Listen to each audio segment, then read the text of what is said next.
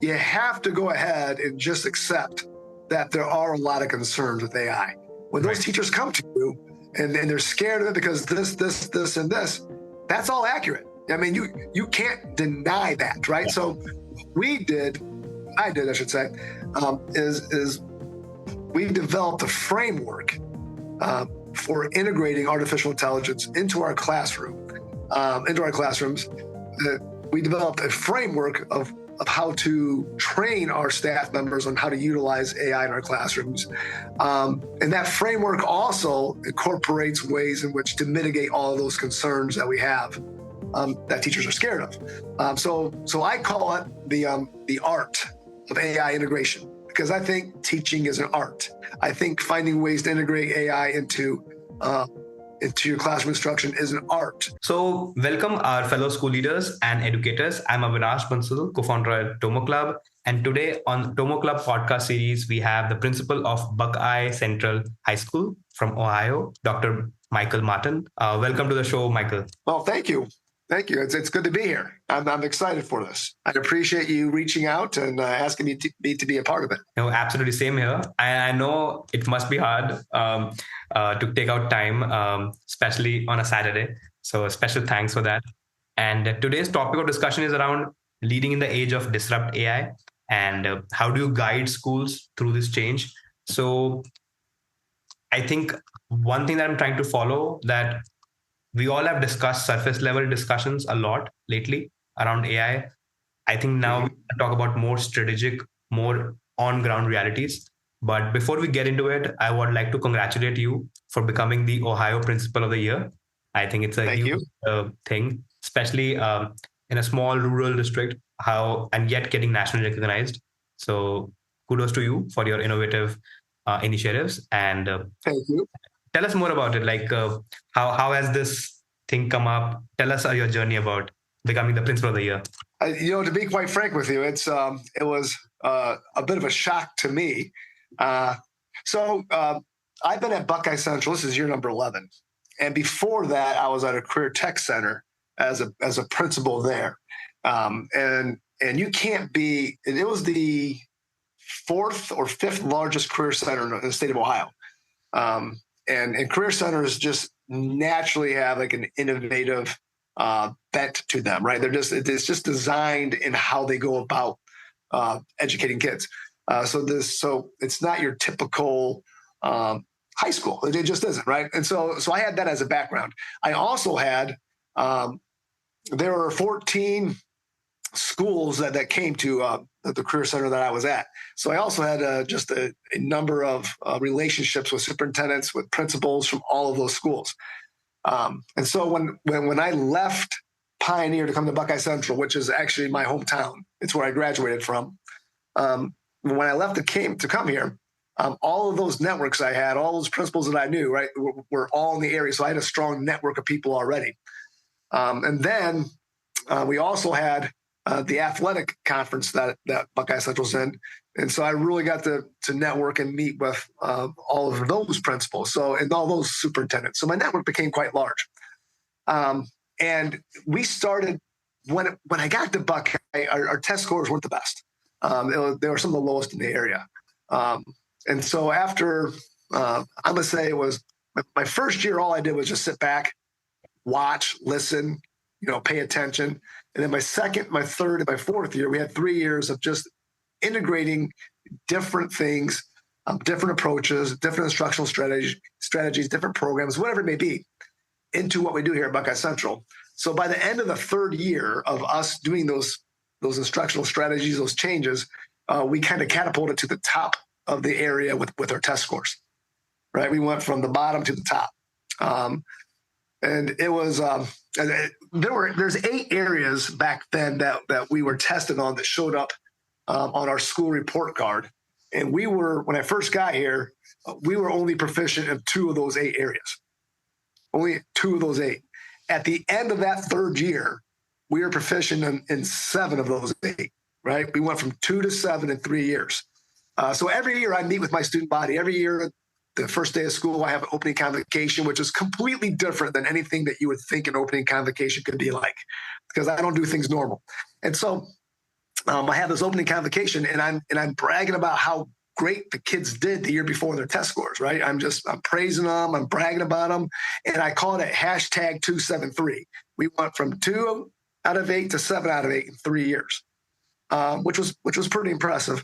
But what was the most impressive thing about that was the student body, then the student council, the leaders of the building came to me a few weeks later, and they wanted that to be the theme for our homecoming, right? So they made wristbands, they made shirts, they made everything. They had hashtag 273, right? Our homecoming theme. Seriously, think about that. This is a homecoming theme. Nice. It was hashtag 273, right? So not only did we kind of turn around the test scores, but we started to turn around the culture as well, which was really cool. So then that huge network I had started asking questions, started coming over, looking to see what we're doing, right? I started going to those schools, and we started just working on really trying to help the rest of the schools around me growing as well, right? Because the great things that were happening here shouldn't only happen here. I mean, kids everywhere in the state, kids everywhere in the nation, kids everywhere in the world should have an opportunity to a great education, right? So if I have some ideas that are working and you want to steal them and use them, let's do it. Let's go with it, right? So I started doing a lot of that, and I really believe between you and I, that's kind of where the whole principle of your thing came from. The local, the principals in our region are the ones that nominated me for it, right? They're the ones that got together and wrote about it. They're the ones that got together and started that whole process. And again, I didn't see that coming. It was just a byproduct of loving what we do and helping other schools do what we do. No, I love it. I think great things happen when you expect the least. And I think this 273 does remind me how students nowadays are crazy about 6-7, and they just keep on chanting it. So maybe just like 6-7 became the new random word in the dictionary. I don't know if you know, this year it has been adopted in Oxford Dictionary as a new word. No, I did not know that. It is now? Yes. It's the silliest thing, right? It really is. It's the silliest thing. But back to what you said, because you had mentioned, right? Sometimes the best things come at the least expected times. When I was going through college, I had obviously a job to help pay for college, and I had a mentor in that job, and he would tell me some things that resonated and stuck with me. And one of them was this thing that he called the attitude of gratitude, and it really is this: if you give and give and give just for the pure sake of giving, you're going to receive in the end. Right. And I think about the whole. I think back, right, about the whole principle of the year thing. And I got to go down to DC. I got to spend time with the Federal Department of Education when it was still intact. I got to work with them on some artificial intelligence stuff. They flew me back down 6 months later, and I met with our legislators regarding education. We literally had one-on-one meetings. It was awesome. And I think about that whole experience, and I'm like, man, all that came out of the whole attitude of gratitude. I didn't plan on this happening. I just wanted to give, and then bam, all of a sudden it all came back. No, I think we all know this at the back of our mind, but the most difficult part is to keep on reminding ourselves about this thing and keep on following it. And for example, when I said the podcast thing was more like from a giving attitude, and having that gratitude. Before that, I was literally sending out emails, messages to school leaders that, hey, I would love to talk to you. And it never got attention. So I think, how do you keep yourself reminded of those gratitude and giving attitude is very important. And I think their mentors come and play a huge role. And I think very well-deserved victory. Can you tell us more about this proficiency? What are these 8 proficiency that you're talking about? Oh, so in Ohio, the students have to pass tests to become, to graduate. And so there was 7 tests they had to take across all of our course. Algebra 1, geometry, English 1, English 2, biology, U.S. history, U.S. government were the 7 tests. And then students who didn't pass them had to retake. And so the 8th measure was, how did your kids do on the retakes? So there was 7 tests and then the retakes. So that was the 8 measures that Ohio, when I first got to Buckeye Central, was using to grade your achievement, on your school report card. Is there any reference around or any parameter around student life skills or students, attendance or social emotional skills, anything around the soft skills aspect? There is now. Coming out of COVID, obviously, attendance has just crashed everywhere across the United States. And so now there is a measure on the school report card that's focused on attendance. It's called chronic absenteeism. Right. We want to keep the absenteeism low. So you do get points awarded to you on your report card based on that. So one thing I always appreciate about public school setting is that you do not choose your students. So unlike other school networks, which either public private partnerships or completely private, they have this. They don't say it out loud, but there is a system of choosing who they want to admit to their school, looking at the student background or the parents' background. So the public school performing better is a great reflection of the overall community, in my opinion. And so huge congratulations on that. So in this, when you were going out and advising other principals in your area, so what was your one single message that you thought was the most effective one? Oh man, like the silver bullet. Yeah.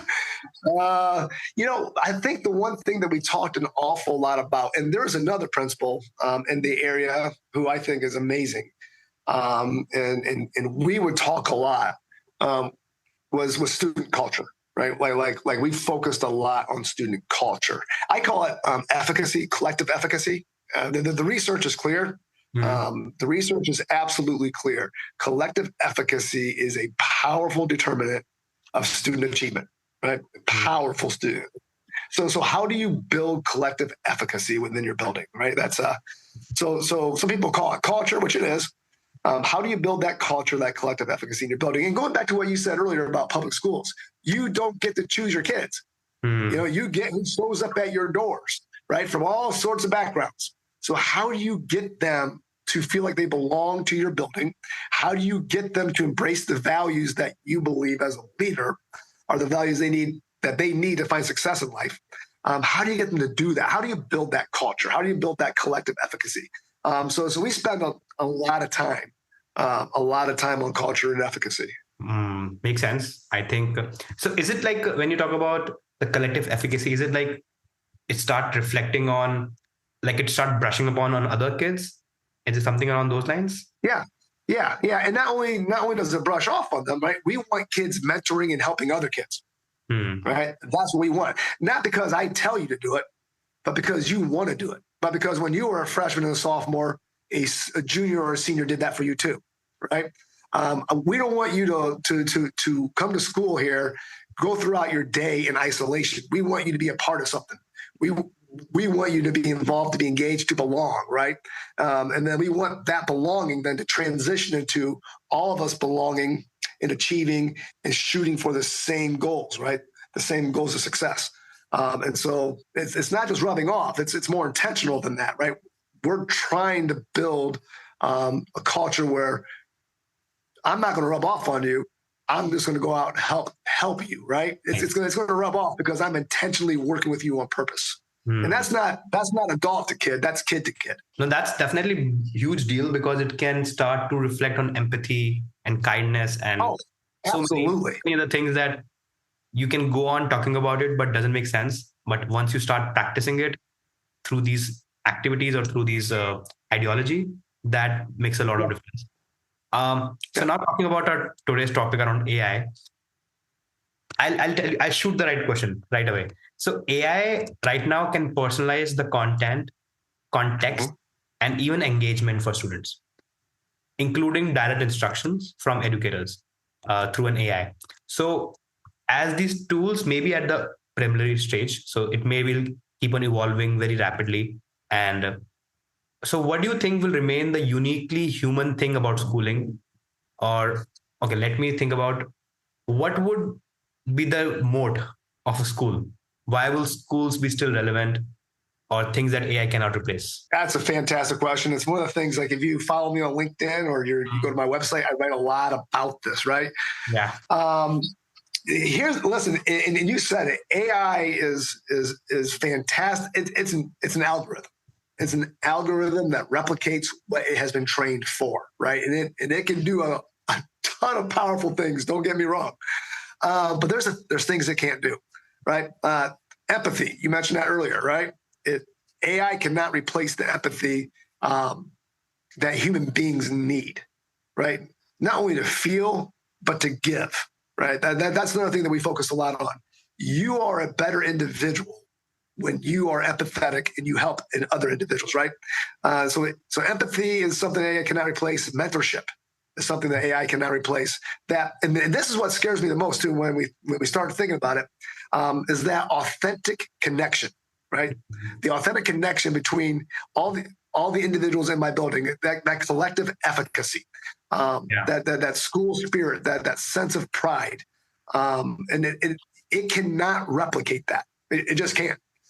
And one of the things that I talk an awful lot about is there's two AIs that our students are going to interact with every single day in the building.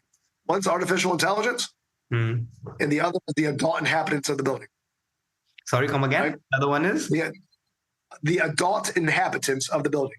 They're going to interact with those two things every day, right? They're going to interact with those two things every day.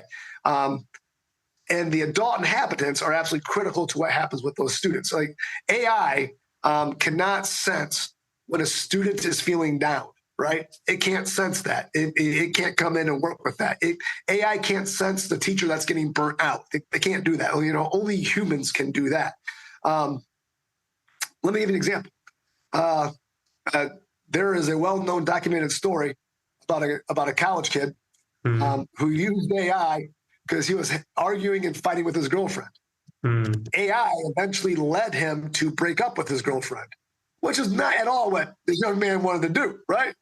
Had there been an adult inhabitant that this kid turned to, that probably wouldn't have happened, right? There's incidents when AI suggests, and here's the thing too, you got to remember this.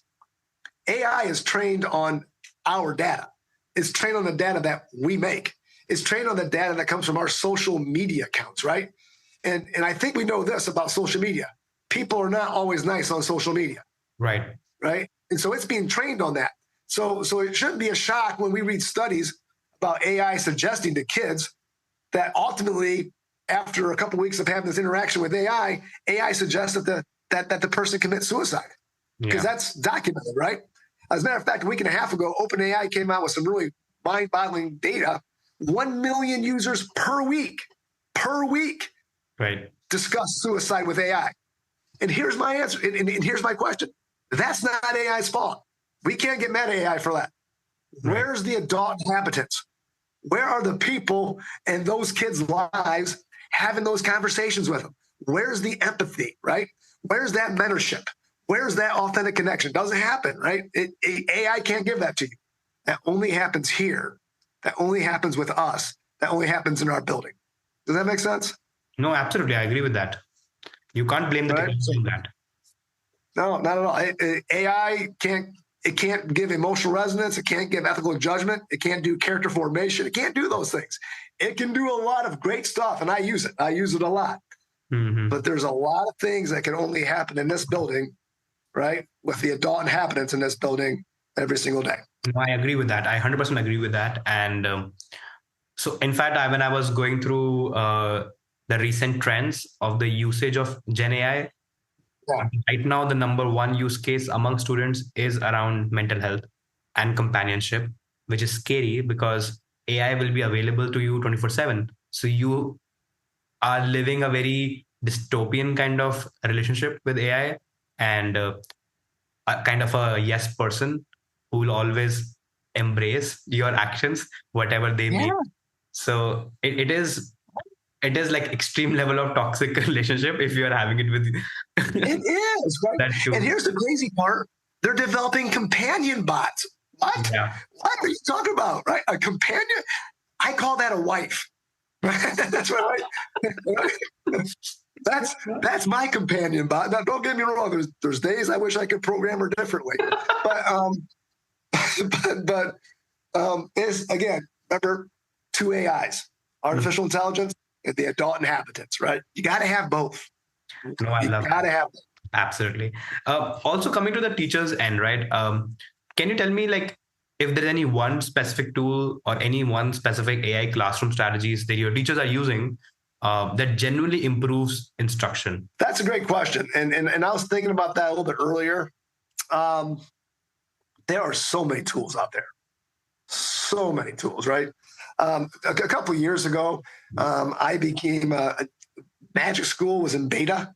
And of course, Magic School is pretty popular now, but it was in beta a few years ago, and I became an early onset adopter. I was in the beta version, and then I became Magic School certified. So we started using Magic School a couple of years ago, and that's a good tool, right? I mean, especially on the student side of things. Like when you log into Magic School now, there's the teacher side of Magic School, and there's the student side, and so I think that's a really good tool.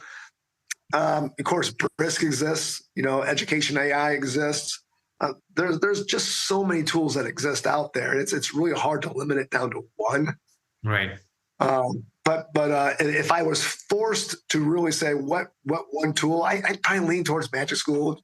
Khanmigo, if you haven't used Khan Academy's version of AI, Khanmigo is also it's pretty powerful. But there's, again, like I said, just so many different use cases out there. I will say this, and this may kind of flow into another question that you have planned for today. I really focus on some instructional strategies on how to use AI in your classroom. Not just the tool, right? Because the tools are there galore, but the instructional strategy of how you use it. A lot of people talk about AI literacy. I talk about AI equity, the AI equity gap, right? And by equity gap, I don't mean those who have access to AI, because anybody with a cell phone has access to AI, right? And I believe in America, 90% of people have access to a cell phone, and they have access to AI. I'm going to say this: the equity gap is this: those teachers, those schools who are teaching students how to use AI properly, how to utilize it properly, versus those schools who are not. That's the equity gap. So I really sat down and started thinking about artificial intelligence and how my students were using it. And I would just watch them use it. And that's the best way to do it, right? Just go out and watch kids use AI. Don't tell them how to do it, just observe. And they were using it to do all the thinking for them. They were using it to do all the writing for them, right? And we refer to that as cognitive offloading. They were using AI to become the brain for themselves, right? And that's only human. That's to be expected, right?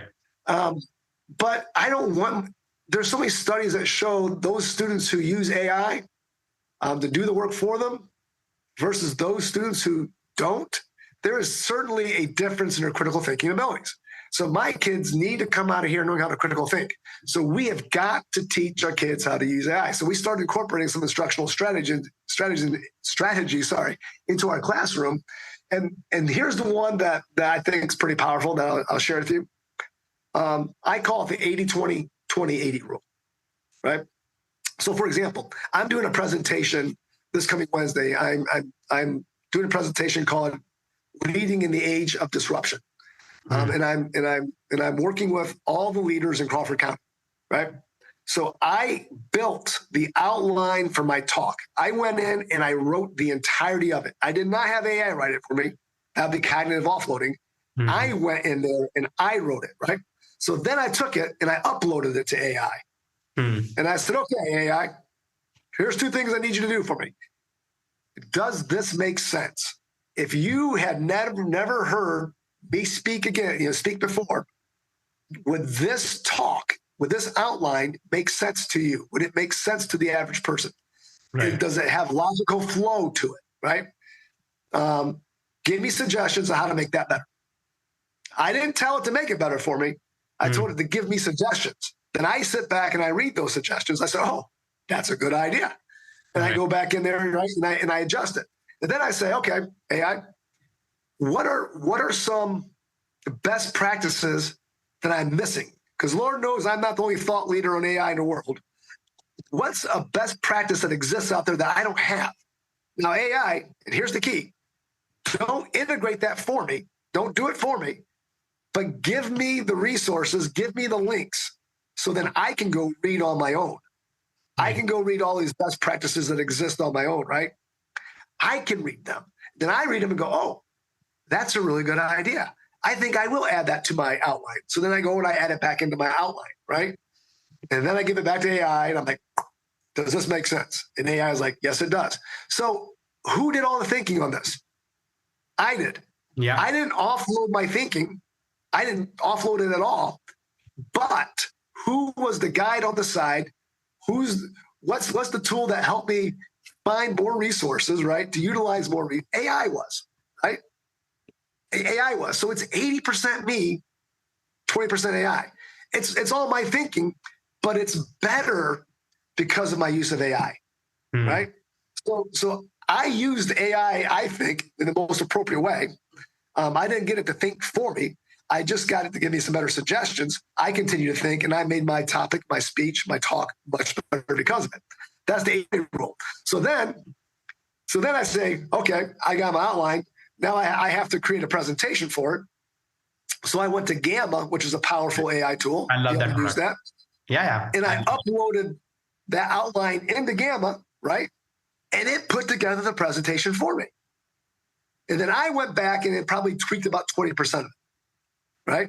So now we have 2 things. The outline, 80% was me, 20% was artificial intelligence. Yeah. And then we have my presentation, 20% of that was me, and 80% of it was artificial intelligence. But the end product, the content, the information that was being given is all me. And I will tell you, I saved a ton of hours, not hours, but I saved a lot of time allowing Gamma to make 80% of that presentation for me. Right. So does that make sense? So what we want to teach our kids is how to utilize, and that's the equity gap. Right. Right. When you use it that way, AI is not replacing you; it's amplifying you. Mm-hmm. Right. No, if you're not using it that way, AI is replacing you. And I will tell you this: when kids get it, when our generation, not our generation, but when this generation of kids get out in the workforce, those students who know how to use it to amplify themselves versus those who were replaced by it are going to be the ones that win in the game of life. Oh, I 100% agree with that. The equity gap of AI and non-AI is going to be so massive that it will be uncomprehendable in terms of your working style, your efficiency, your productivity. And you are absolutely right. Even when I was preparing for this podcast, I have been using AI as my research assistant, as my critic, and not giving away my entire task, because then otherwise within 2 to 3 podcasts, I will sound so robotic, so generic that it won't be any worth it. So, and in fact, talking to you, I was just genuinely curious and just genuinely trying to understand your thought process. And AI will not help me in that kind of direction unless I ask it in that direction. So it's all about, people used to say that Google, the art of Google. How do you do Googling? Yeah. Similarly, the art of using AI is so important right now. Prompt engineering engineering is important. And I love how you said, like, if you did that, if you let AI do it for you, you would sound robotic. Again, I meet with all my kids every year, first day of school, and it's not like anything else you would normally see. But one of the things that I talk about this year with them was going forward, because I knew AI is on everybody's mind, right? Their authentic voice is huge. It's important, right? And that's going to be the currency for them going forward. When AI takes over your cognitive task for you, right? When it does all your writing and thinking for you, where's your voice? How do you ever develop your own voice, right? Where is your authentic voice? And that scares me, right? I love our kids who walk up and down this building. They're all unique. They all have fantastic personalities. I just love to be around them. I would hate to have a bunch of robots up and down this building, right? I want authentic individuals in my building, right? Where's your authentic voice? Don't lose that. Let's find a way to build that. No, I absolutely agree with that. And also adding to your point, when you said magic school or anything, I personally, when I've talked to school leaders, I ask them to refrain tying up themselves with only one set of product, because the entire industry is evolving so quickly. So what you need as an organization is developing that adaptability, that acumen to use any product. as it come across. Yes. So because you may not know if Magic School is also upgrading its API at the same speed and offering you at the same.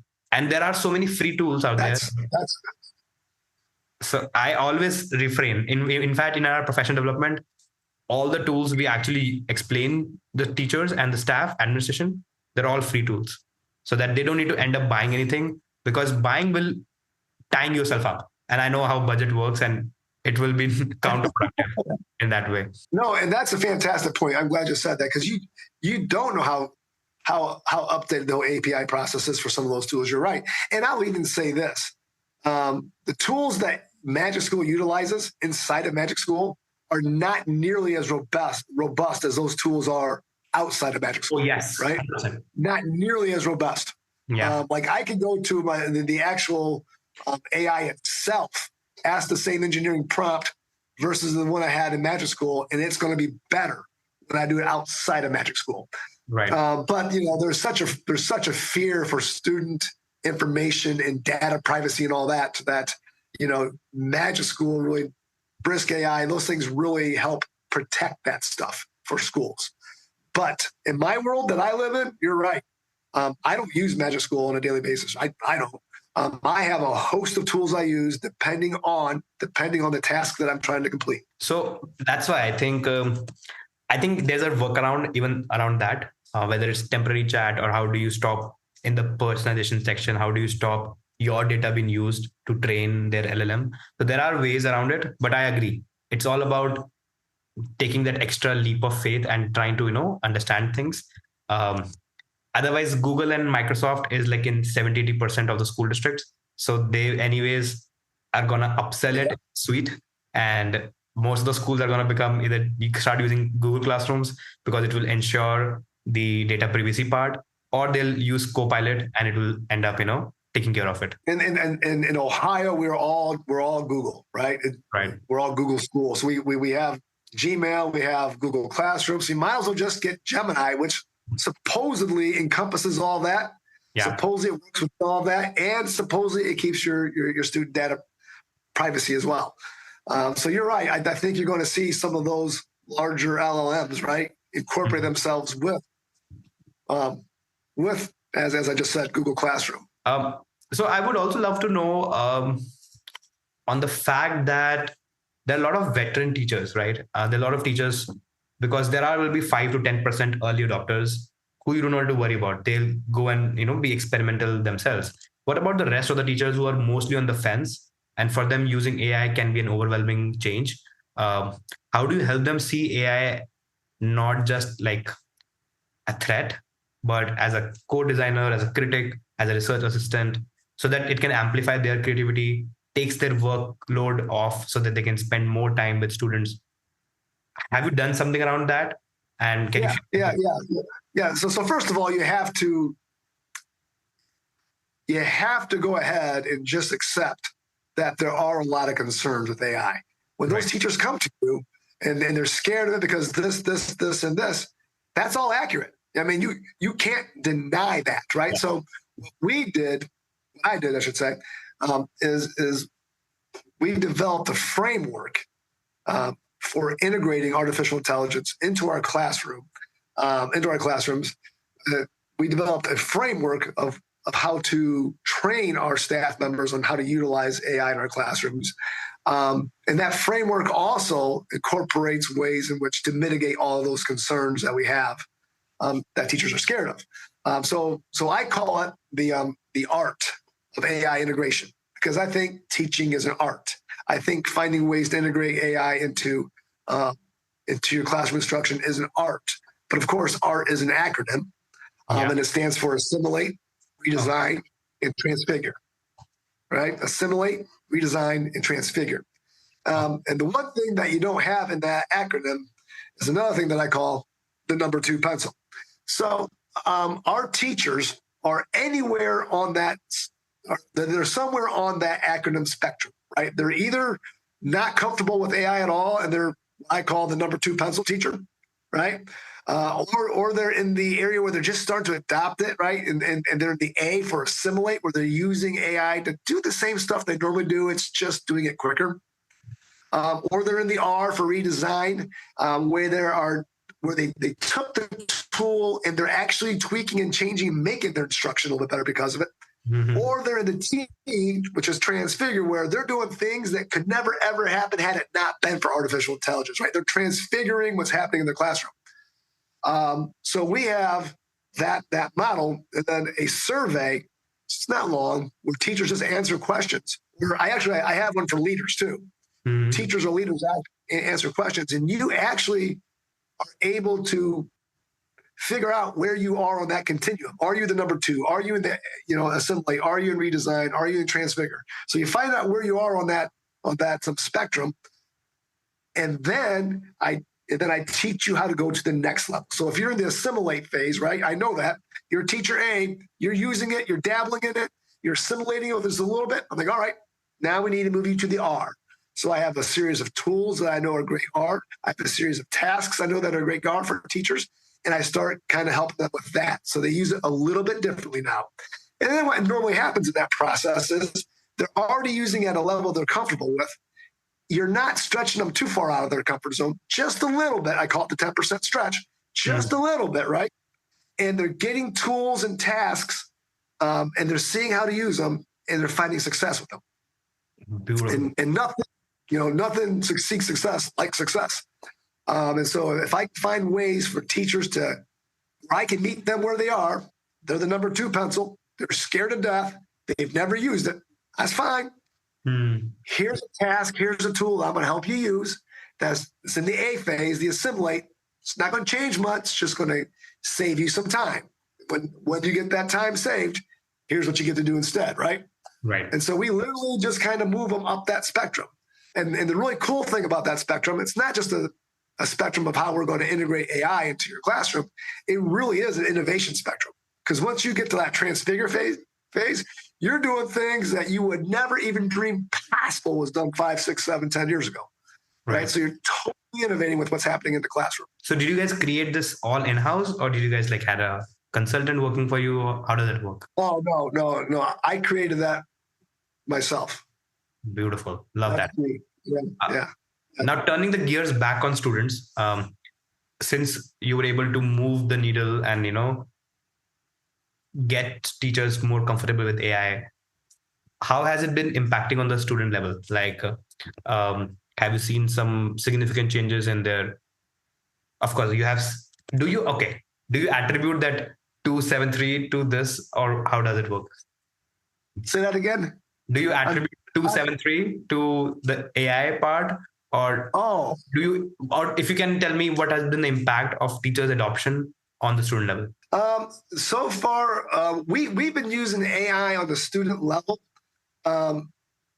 We're probably, when I look at us as a whole, because there has been, and I need to back up a little bit too, there has been massive change in our school. We have a new superintendent, we have a new preschool administrator, we have a new middle school administrator, we have a new elementary school administrator, we have a new curriculum director, right? And so we are kind of just building that team. So there hasn't been a school-wide focus yet on how to integrate AI into what we're doing every day as a district. But I can tell you from the high school perspective, we have been utilizing it a great deal this last couple of years. I would say it's probably showing up the most beneficial with our kids in the intervention side of things, right? On the intervention side of things, like we're able to utilize AI to capture student data and then incorporate some good interventions for them. We're able to utilize AI for like CurryPod. We're able to use it in a unique way or Book It. We're able to use it in a unique way where kids can actually gamify what's happening in the classroom with the content, and then utilize that for some homework afterwards as well. Like here's a study, not study, but here's a story that's unique. We have a teacher who was sick the other day. The poor guy's just been sick. And so we had the substitute that was supposed to cover him got sick as well. And so we had to put different teachers. If you had a prep period, you taught his class, right? If you had second period, first period, the first period teacher went in and said, okay, here's what we're doing today based on the lesson plan. And then it said, you know what? I think I can turn that into a booklet. It might be better. So she sat down, she turned it into a booklet. The kids played the booklet, for 20 to 25 minutes, and it was completely engaging. They were on task. They absolutely loved it. And then I would say a period later, they went and asked her, hey, can you turn that into a homework assignment for us as well? And she's like, well, the teacher that I was covering didn't give homework. No, but we want it. Give us the homework, right? So literally, the kids were asking for us to turn that booklet into an assigned homework assignment for them so they can go continue to do it, right? So that's one way that we used it. And again, that was just more for content creation. That was more for review. We haven't got to the stage, at least holistically as a high school staff yet, where we're transfiguring what we're doing in the classroom yet. I have some teachers who are dabbling in it, but as a whole, we're not. But our kids, and I have daughters who are there. My daughters, I can tell you, are having much more intelligent conversations with me about artificial intelligence, how it should be utilized, and how they're using it, versus what was happening 2 or 3 years ago. So, is it impacting our kids? Yeah, it is. Is it impacting them to the level that I want yet? No. We, as a school-wide organization, we are not in the T phase yet of the R. Right? We're not there yet. We are right probably in that R area, A to R area. We're not there yet, but I know where we need to go, and I know how we need to move us. Amazing. I love that. So I can definitely see that AI is disrupting both the administration, educators, and students. So in our podcast, we have one section in which there is a question being passed upon to you by a previous podcast guest. And okay. So we do this kind of a questioning chain.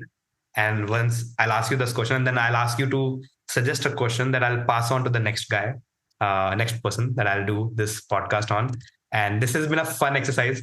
So I'll circle back with you on that. So the question that has been posted to you is, how do you balance test score accountability with developing real world skills that prepare students for the future? How do you navigate that in your, in your district, in your school, of balancing act? Yeah, and that's not an AI question for me, so which is fine, but it's a great question because I just gave a tour of our building yesterday to a group of people. So here's how I do it. So let me ask you this: there's a lot of skills our students need, right, going into the future. Right. There absolutely is. I would say this though. I believe that our students at Buckeye Central, at least, and this is based on what I think all kids need. They need to come out of, when they graduate Buckeye Central, when they cross that stage, they need to know how to think deeply, right? How to think critically, how to learn, unlearn, and relearn, right? Those are some things that they're going to need to do to be successful going forward. Right. Now that's going to adapt and change a little bit because of AI, but I don't think the whole idea of learning, unlearning, and relearning is going to change. And I really don't think that the idea of deep thinking and critical thinking is going to change, right? They might be tweaked a little bit, but it's not going to change. So we have what I call our thinking loop, right? Like we developed our critical thinking loop. And because we believe that's the life skill that kids are going to need. And we integrate that into everything that we do, right? It's to ask a question, right? It's to imagine answers. Right? Research answers. Imagine solutions, research solutions. It's then to plan. Settle on one of those and plan it, right? Then I want you to go test it, right? I want you to go test it. I want you to come back and reiterate it. And I want you to test it again. I want you to come back and reiterate it. And I want you to test it again. And then if you think it's the best you can be, I want you to share it, right? I want you to share it. So that's kind of our critical thinking loop that we have here at Buckeye Central, because I think that pretty much is life. I think that's pretty much life. And then we try to integrate that into everything we do. So for example, if you're in my research class, right? You do that in my research class. Well, what is your research question? What's your research question, right? What is it? I want you to imagine, I want you to research possible solutions reasons for that question, right? And I want you to plan on how you're going to go about writing that. And I want you to write it. And then I want you to share it. And I want you to test it. And I want you to get some feedback. And I want you to go back and iterate it again. And I want you to share it, test it, get some feedback, go back and iterate again. So when it's all said and done, you've written the best research paper you could, right? Yeah. So we try to utilize that in everything. And I think that's a critical life skill. I will tell you, I think that has played a large role in our test scores, right? Our test scores are high. I think it's played a large role. But I believe that teaching them that life skill is more important than our test scores, right? Yeah. I think it is. I think it is. Is it impacting our test scores? Yeah, probably. But if you told me did I have to choose, listen, you got to get rid of that. You're not doing that in English anymore. You're not doing that in math anymore. You're not doing that in history anymore. I'm going to say, I don't think so. I'm going somewhere else then. Because I think that life skill is extremely important, and it's more important than whether or not I was a 4.5 out of 5-star school. Like in Ohio, they rank us on 5 stars. Mm-hmm. Right? So I was a 4.5. Maybe I could have been a 5-star. Well, give me a 4.5 and let me teach the life skills that I know kids need to be successful when they leave these doors. The other thing, especially in rural America, I think is important. I think we need in rural America to give our kids opportunities, to experience opportunities in our curriculum that they otherwise would not have an opportunity to experience because of where we live, right? So if you look at our student handbook, it's crazy how many classes we offer. It's absolutely crazy, right? We offer a lot of classes because I think there's so many different interests that kids have, right? And I want kids to take a class that they're interested in and go, man, I love that. That is awesome, right? I learned it here. I found I loved it here. And now I'm going to go out and spend the rest of my life doing this. So I'm going to learn it. I'm going to love it. And I'm going to go live it. Right? That's a shirt we have. Learn it, love it, live it at Buckeye Central. Right. And so we have a lot of classes, and we're a small school. So I'll run a class with 10 kids in it. If that's what those 10 kids really want, if it's what they love, if they went, yeah, that's pretty awesome. I can see me doing that in college. I can see me doing that for the rest of my life. We'll go on field trips. I'll take them anywhere and everywhere I possibly can if it gives them an opportunity to experience the world, right? And to know what the world has to offer. And they, get inspired to do something. Like we had a kid who went down on a field trip with us. We took him down to Columbus, Ohio, for our foods class. Because in Columbus, Ohio, they have these large markets with food from all over the world, which is really cool. Mm-hmm. So we did that, but we also toured some unique architectural homes on the way back, right? And the kid fell in love with architectural homes. Fell in love with them, right? Changed their major. That's what they're doing in college. Architect, right now. And that never would have happened had he not had the chance to go and experience those things. So if my board were ever to say, listen, you know what? Our test scores could be better if we weren't taking as many field trips. Mm-hmm. Our test scores could be better if we didn't offer as many courses as you guys offer. We need to limit that. I'm gonna say, yeah, I think so. I don't think so. Yeah. So there it is. I think there's certain things that kids need to experience. I think there's certain things that we need to give kids, especially in rural America, the opportunity to experience. Mm-hmm. And I think all kids need to be taught how to think critically, think deeply, right? And if those don't translate to test scores, I don't care. I love your answer. And I love that you brought up some activities that can inculcate this critical thinking loop. Though I still have a little doubt on how it looks like in a classroom on an everyday basis, because teachers are on a clock and time is a currency. So yeah. So how does that happen in an everyday basis? Because I don't know if teachers don't have time for give personalization time to each kid. Yeah. So are they going to make them redo the same assignment again and again? Can you give me a little bit micro level? Yeah. And that's a very good point. I probably massaged that a little bit more than normal, right? But does that happen every day to the extent that I was talking about? No. Mm-hmm. But we do want it happening as much as possible as we can in every class, right? As much as we possibly can. One of the things that we offer, because we like that so much, is we offer what's called our innovations course, where a kid has to apply to be a part of it. And if they get accepted, they're in the class and there really is no curriculum. They just have to come up with a challenge that they want to solve, right? A problem that they want to solve. We have to agree with the problem. We have to think the problem has merit, that the problem's going to, improve the school or a community, whatever, somehow. But then they literally use that design loop every single day on how to come up with a way to solve that problem, right? So in some classes, it's certainly more than in other classes. Right. But we do want to use it as much as we possibly can.